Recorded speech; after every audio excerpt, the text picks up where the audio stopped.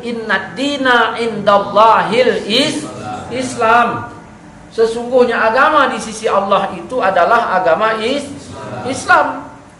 Maka kalau sudah agama di sisi Allah Islam, berarti Yahudi, Nasrani yang lain itu sudah tidak bisa dikatakan benar lagi sebagai akidah agama yang baik menurut Al-Qur'an.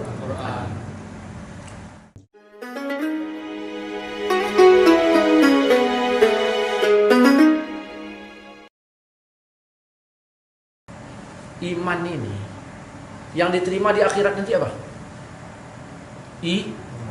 Kalau ada iman yang lain, kebaikan yang lain diterima. Kalau iman tak ada, nggak ada yang lain.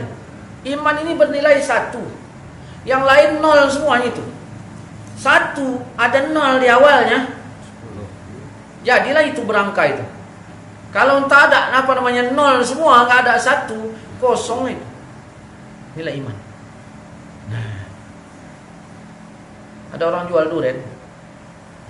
Durian mana ini? Ini durian tembaga ini. Bentuknya ya. Yang jualnya sama yang durian yang ditumpuknya, lokasi tumpuknya sama ininya nggak yakin semua. Begitu awak cium, baunya pun busuk.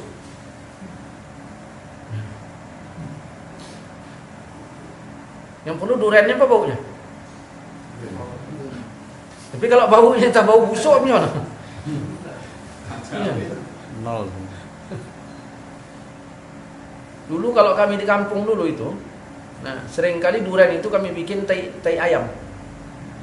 Gak usah saya jelaskan, nanti di syuting kawan ini nanti diajarkan, diamalkan orang tua. Iya, itu ada caranya itu sehingga jadi bau tai ayam. Ya penuh full bau tai ayam di dalam.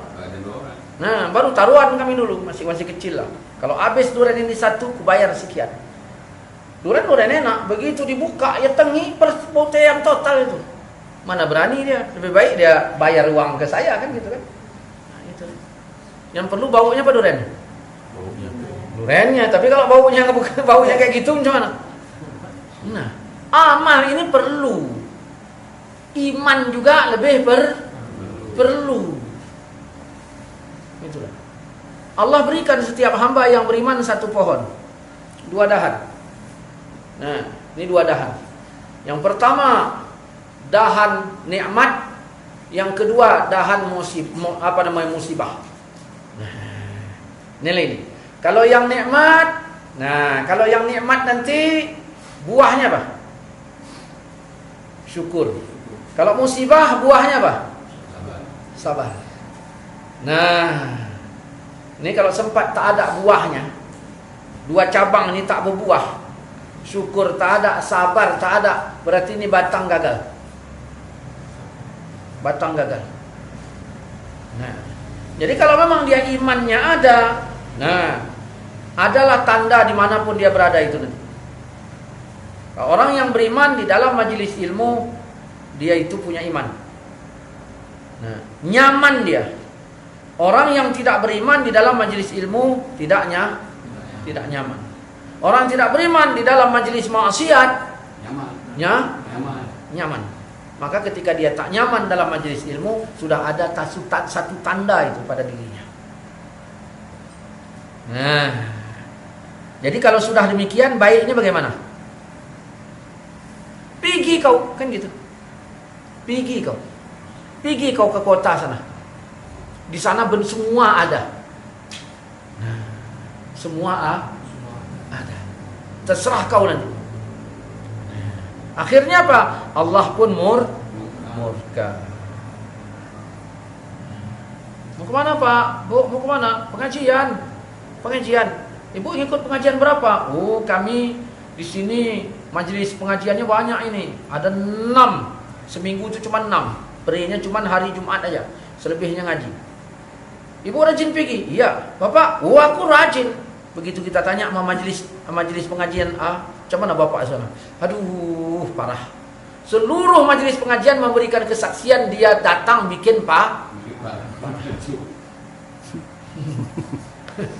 Seluruh. Nah, nyamankan diri. nyamankan diri. Makanya kalau ada orang maksiat, nggak usah inilah, ya kan? Ada orang berjudi aja lah, berjudi dia. Datanglah 10 orang pakai jubah, pakai sorban, berdiri di belakang orang judi itu 10 orang. Risih nggak dia itu? Supaya nggak risih jangan 10, 1 orang ikut main gitu kan. Risih dia. Nah, maka kalau begitu berpahala. Datang 10 orang berdiri situ. Nah, ngapain di sini? Udah berdiri aja sini. Ngapain cerita-cerita agama? Sebenarnya judi ini nggak boleh nih gitu. Beri ini ya. Bubar dia itu. Nah, maka kalau kita membuat risih orang maksiat, kita berpahala. Begitu juga lah sebaliknya, kalau ada orang yang membuat risih majelis ilmu, majelis pengajian, dia berdosa. Nah, wallahu alam. Baca lagi. Sesungguhnya orang-orang mukmin, orang-orang Yahudi, orang-orang Nasrani, dan orang-orang Sabi'in, siapa saja di antara mereka yang benar-benar beriman kepada Allah, hari kemudian dan beramal soleh, mereka akan menerima pahala dari Tuhan mereka. Tidak ada kekhawatiran terhadap mereka dan tidak pula mereka bersedih hati. Nah, orang-orang yang beriman, orang-orang Yahudi sekalipun, orang Nasrani dan Sabi'in, pokoknya siapa saja, siapa itu siapa? Man amana billah, dia beriman kepada Allah dan hari kiamat. Terserah dia mau dari Yahudi, mau dari Nasrani, terserah dia, asalkan beriman kepada Allah dan hari kiamat, amalnya baik, maka bagi mereka ada balasan di Tuhan mereka. Dia tidak khawatir, dia enggak sedih, dia masuk surga.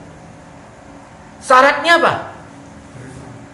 Syaratnya beriman ya kepada Allah, percaya dengan hari akhirat, ada surga dan neraka, amalnya baik. Itu aja. Ini 3.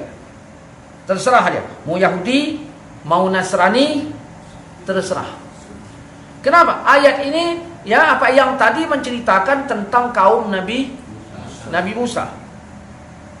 Nah, jadi terserah dia. Kenapa? Yahudi benar, Nasrani benar. Yahudi itu siapa? Tuhannya Allah, nabinya Musa, kitabnya Taurat. Yahudi yang sekarang, udah enggak, berarti nggak ada lagi. Ini berarti menceritakan di zaman Nabi Musa, di kenabian itu, Ustaz. Bukan, ini untuk sekarang juga. Maksudnya untuk zaman Nabi Muhammad. Untuk zaman Nabi Muhammad. Ini jangan dipotong di sini nanti. Nanti dituduh orang saya macam-macam. Dah. Nasrani Tuhannya siapa? Kitabnya apa? Nabinya? Nah, Nasrani yang sekarang? Ada lagi. Udah tidak. Jadi Islam memandang Nasrani yang sekarang bukan Nasrani yang dulu. Masalah Kristen memandang kami yang dulu itu silakan, orang dia pandang sendiri, kita pandang sendiri. Islam memandang Nasrani dan Yahudi sekarang bukan yang dulu. Oleh karena itu Nasrani dan Yahudi yang ada sekarang tidak boleh lagi kita sebut sebagai orang yang benar menurut pandangan Islam. Kenapa? Karena Yahudi yang dulu tidak sama dengan Yahudi yang sekarang. 1. Nasrani yang dulu tidak sama dengan Nasrani yang sekarang. Pertanyaan, bagaimana kalau Nasrani yang dulu sama dengan Nasrani yang sekarang? Berdasarkan ayat ini, bagaimana Yahudi yang dulu sama pula dia dengan Yahudi yang sekarang? Apakah dibenarkan? Jawabannya tidak juga. Tapi ayat ini mengatakan orang yang beriman, Yahudi, Nasrani, Sabi'in, asal dia beriman kepada Allah, hari kiamat, ya, amalnya soleh, berarti kan dibenarkan. Bagaimana dengan konteks ayat ini? Ini ayat sudah dinasakh karena turun ayat yang lain. Innad dina indallahil Islam. Sesungguhnya agama di sisi Allah itu adalah agama Islam.